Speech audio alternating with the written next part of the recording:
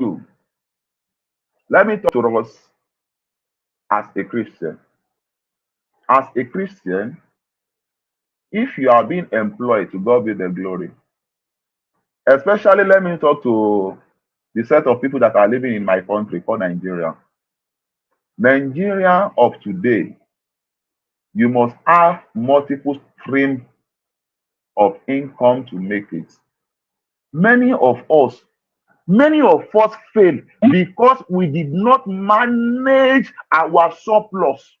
Let's examine what happened in the book of Genesis to Pharaoh and Joseph. When that king had a dream, every one of us will pass through a stage of surplus. But when you are passing through that stage of surplus, how do you manage it? Many of us fall into this hard time because we fail to manage our surplus. When the king had that dream, he was baffled. What will happen? But immediately he called unto Joseph. Joseph gave him the interpretation of that dream. There are many of dreams. Many of us, we have dreams, but we don't look for the interpretation. The more reason why we are still in that hard time.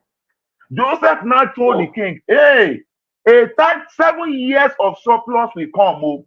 After that 7 years of surplus, 7 years of famine is come. So at that stage of surplus, let us make sure that we have a warehouse. Your surplus may be an opportunity in your place of work. Your surplus might be an opportunity in your domain where you reside. Your surplus might be in your assembly where you worship. Let me share this experience with you. In my own institution where I work, I collect my salary and I'm contented with my salary. But I look around my place of work.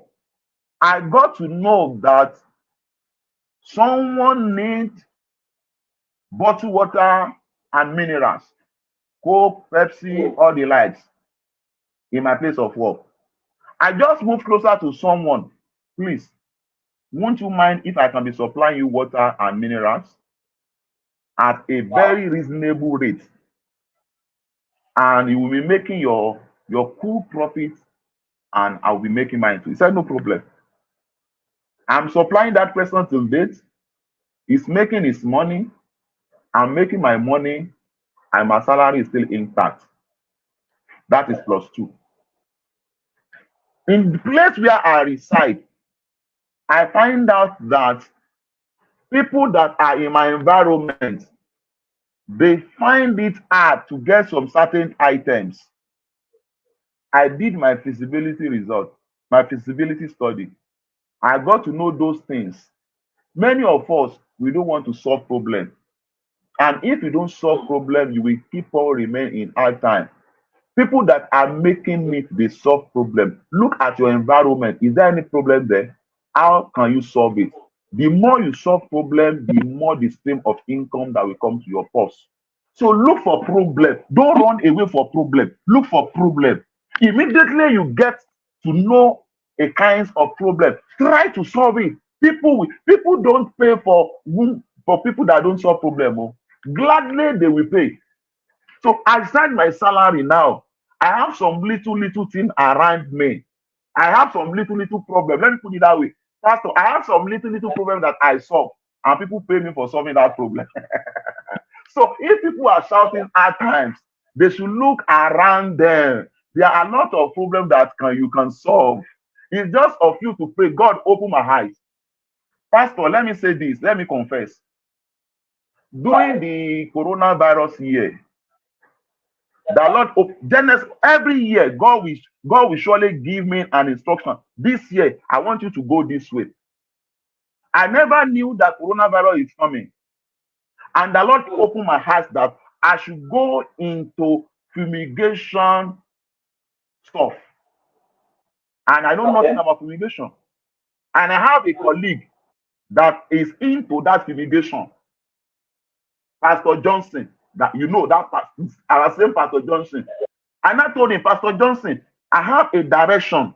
The Lord told me that I should go into fumigation. Pastor Johnson told me that don't worry, that one is just do this, just do this. Blah, blah, blah, blah, blah. That was January. Lo and behold, March, coronavirus set in.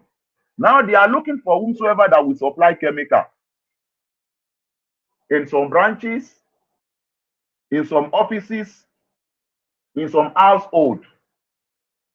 I've already placed my order before coronavirus came in. So they don't have anywhere to go than to contact me.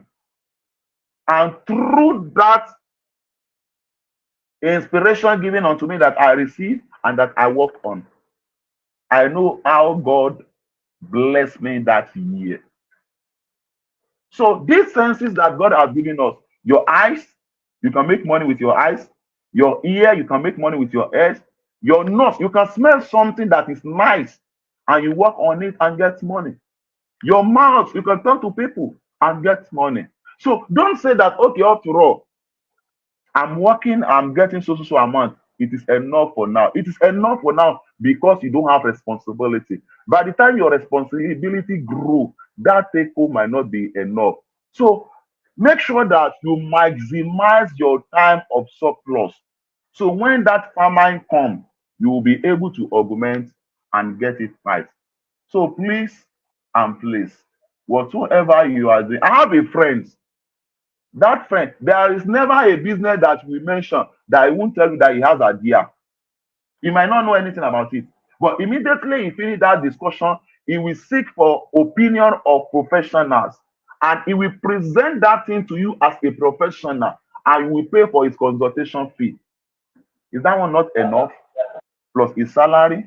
So please, let's try to solve. Let us not run. Don't run for problem. Be a problem solver and you will get it right. Let me start an example of Dangote. Dangote has sugar factory. He has salt factory. He has cement factory. He has Indomie factory. A lot of things. If Dangote can still continue to add upstream of incomes, as rich as he is, so nothing stops us to take a bold step. Nothing stops us. You don't need there are some business you don't need money. Just talk to people. Maybe in your vicinity there are a lot of vacancy. Okay, whomsoever that is looking for house, if you get a referral for someone that is looking for house, they will give you your percentage. Is that one not enough? It's something. And I pray in the mighty name of Jesus. It is good to be a Christian, of course, but don't be a Christian that will close his eyes to opportunity. Be a Christian that will open his spiritual eyes. So when opportunity comes, you grab them and then you move on. Christianity is not for poor people. Being a Christian does not mean that you should live in abject poverty. Be a Christian does not mean that you will not make it in life. Be a Christian does not mean that you will not get rich and have money. Of course, God is God of all. If God is God of all and you belong to that kingdom, nothing should stop you to have what belongs to you. Nothing stop you to have that wealth. And I pray in the name that is above every other name. The scriptures have said it all. I will bless the work of your hand. It means that as much as many things you can lay your hands on, the blessing of the Lord will rest upon them.